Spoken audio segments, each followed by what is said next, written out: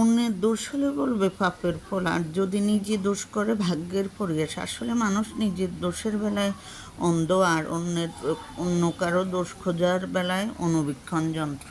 আজ আমি যা যা রান্না করব সব কিছু শেয়ার করব।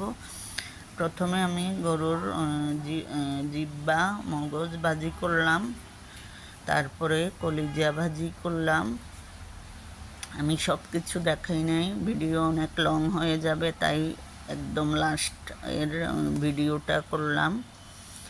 প্রায় আমার কলিজা ভাজি হয়ে গেল, এই যে নামিয়ে নিলাম।